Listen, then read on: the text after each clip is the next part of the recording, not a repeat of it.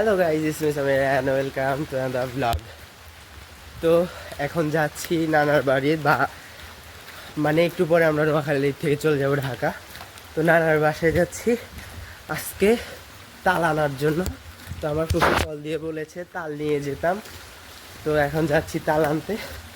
তো বৃষ্টি হচ্ছে, দেখুন বৃষ্টি ভিজতে যাচ্ছি আর রাস্তাঘাটের অবস্থা দেখাই। তো এই যে বৃষ্টি দেখতে পাচ্ছ, বৃষ্টিতে রাস্তাঘাটের অবস্থায় কি।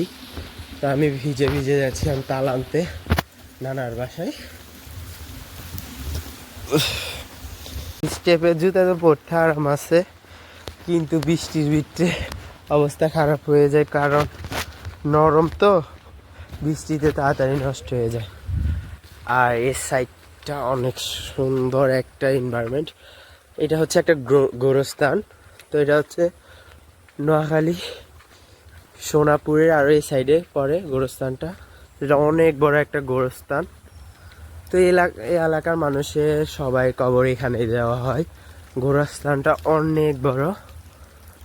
তো আগে ছোটবেলায় এই রোড দিয়ে যেতে অনেক ভয় পাইতাম, কারণ কবরস্থানগুলো দেখতাম। আমি কালকে রাত্রে এখান দিয়ে যেতে অনেক ভয় পাইছি, আমাদের বাসা থেকে এই বাসায়।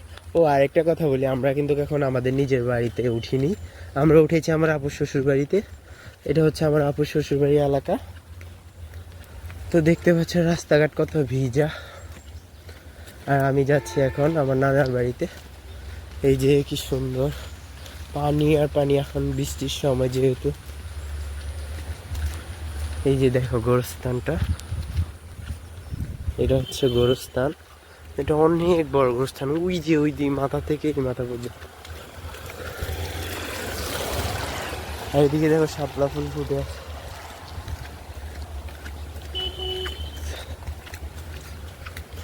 তাড়াতাড়ি করে যাচ্ছে। আর এই যে দেখো গোরস্থানের এটা পিছনের এটা, তো এখান যাবে ট্রেন লাইন আছে। এই যে রাস্তার পানি অবস্থা দেখা। আমার জুতাগুলোর জন্য বেশি ভয় আমার চোখে গিয়া, কারণ আমার ছেলেদের একটাই অভ্যাস, জুতা অনেক ফেভারেট হয়। তো আমার নিজেরই জুতার কালেকশন দেওয়া ওরা, তবু আমার জুতো নিয়ে ভয় পাইতেছি।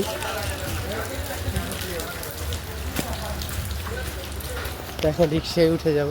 মানে মজার বিষয় হচ্ছে রিক্সা ভাড়াটা অনেক কম, বা সিএনজি ভাড়াটা।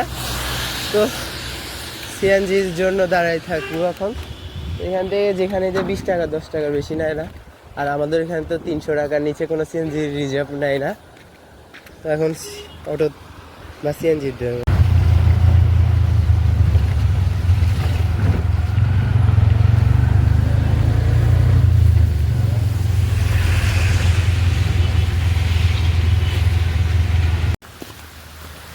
এই যে দেখতে পাচ্ছি আমি এখন নানার বাড়ি চলে আসতেছি। আর এগুলো সোলিংয়ের রাস্তা। তো এইদিকে দেখো পানি টইটুম্বুর খালের সাথে। তো আজকে আমি একটু সাহস করে সামনের ক্যামেরা দিয়ে কথা বলতে বলতে ব্লগ করছি। জানি না মানুষ কীভাবে করে, আমার অনেক লজ্জা লাগে মানুষের সামনে। তো আজকে রাস্তা ফাঁকা, বৃষ্টির কারণে মানুষ নাই। না ওরে বাবারে, এই দেখো রোডটা কী অবস্থা। আমি পিছনে ক্যামেরা দিয়ে দেখাই, দেখতে পাচ্ছ রোডের অবস্থা কি। আমি হাঁটতে কষ্ট হইতেছে, এখান দিয়ে তাল নিয়ে যাবো কেউ আল্লাহ জানে। এই যে পানি পুরা টইটুম্বুর। তো এখানে এরকম আরও অনেক ভিতরে হাঁটতে হবে। তো আমার হাঁটতে কষ্ট হয়ে যেতেছে, আল্লাহ জানে তাল নিয়ে যাবো কীভাবে। আর এই জমিগুলোর কিন্তু এখনও অনেক দাম। তো এই যে দেখো রাস্তার কি অবস্থা। আমার মোবাইল ভিজে যাচ্ছে, আমি একটু পর মোবাইল বের করে ভিডিও বানাচ্ছি।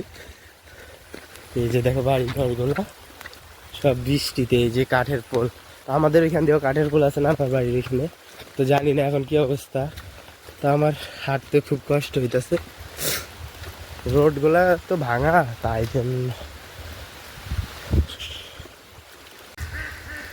তো এই যে কি সুন্দর একটা জায়গা। তো আমি আগে ছোটোবেলায় আসার জন্য, এই যে রাজহাঁস দেখতেছ কি সুন্দর। আর এটা হচ্ছে একটা ছোট মসজিদ এলাকার। এদিকে এখনো অনেক কিছু দেখা যায়। তা আমি এখন এখান দিয়ে কীভাবে যাবো আল্লাহ জানে। রাস্তার অবস্থা দেখছো, রাস্তা ফুল ডুবে গেছে। ও মা আল্লাহ, আমি তো এটা কইতেও পারব না। যাই বিসমিল্লাহ। বাড়ি ঘর সব অবস্থা খারাপ। আমি এখান দিয়ে যাচ্ছি যেন আমার ভয় করতেছে। লাইলা লাগতেছে বলে কিন্তু মিনা জল। তো ফাইনালি এসে পড়েছি। এদিকে রাস্তার অবস্থা বেশি ভালো নাই। হাই, আমার জুতার অবস্থা 12টা।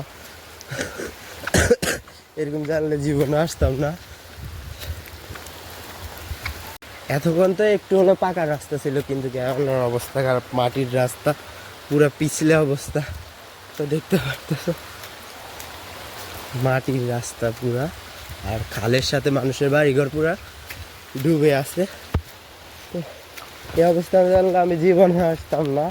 আম্মু জোর করতে দিয়ে আসছি। তো এখন দেখো অবস্থা কি আমার। তো সময় থাকলে আসতাম, কিন্তু আজকে ইমার্জেন্সি, তার উপরে এই অবস্থা রোডের, আরো বৃষ্টি। দেখতেছো কি সুন্দর, কিন্তু পিছলে পুরা মাটির রাস্তা। তো রাস্তাগুলো রোদের সময় সুন্দর, কিন্তু বৃষ্টির সময় ভয়ঙ্কর। গাইস চিন্তা করতেছে এখনই অবস্থা, তাহলে বন্যার সময় মানুষের কি অবস্থাটা হয়েছে। বন্যার সময় তো এদের ঘর বাড়ি সব ডুবে আসিল, এখনই দেখো খাল পুরো টইটম্বুর। খালটা মানুষের কারণে এই অবস্থা হয়েছে। মানুষের খাল দখল করে অনেক জায়গায় ঘর বাড়ি তুলেছে। এই যে এরকম এই খালটা কিন্তু আগে অনেক বড় ছিল, কিন্তু এখন এই খালটার সাইজটা দেখো তোমরা, একটা ড্রেনের সাইজের যেটুকু হয়ে গেছে। তো পুরো এলাকার পানি যদি এই খালটা দিয়ে নামে, পানি কিন্তু কোনো স্রোত নাই, যেভাবে আছে স্থিরভাবে দাঁড়িয়ে আছে।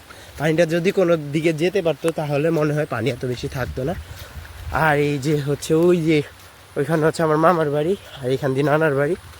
তো এখন আমরা যাচ্ছি। আমার ফোনটা ভিজে যাচ্ছে, আমি একটু পকেটে ঢুকাইনি। বাইরে ভাই ভিডিও করার সাহস হয় না, এত অবস্থা খারাপ। তো আমি তাল নিয়ে চলে এসেছি। রাস্তাঘাটে এমন অবস্থা খারাপ, হাঁটাই কষ্ট হয়ে গেছে, কি ভিডিও করবো আর। এই যে তাল নিয়ে চলে আসলাম আবার। তো তাল নিয়ে চলে আসছি, রাস্তার ভিডিও করার সাহস হয় নাই। তো গাইজ আজকের ভিডিও এই পর্যন্ত। তো সবাই ভালো থাকবেন, পরবর্তী ভিডিওর জন্য অপেক্ষা করবেন। আজকে যাই, আল্লাহ হাফেজ।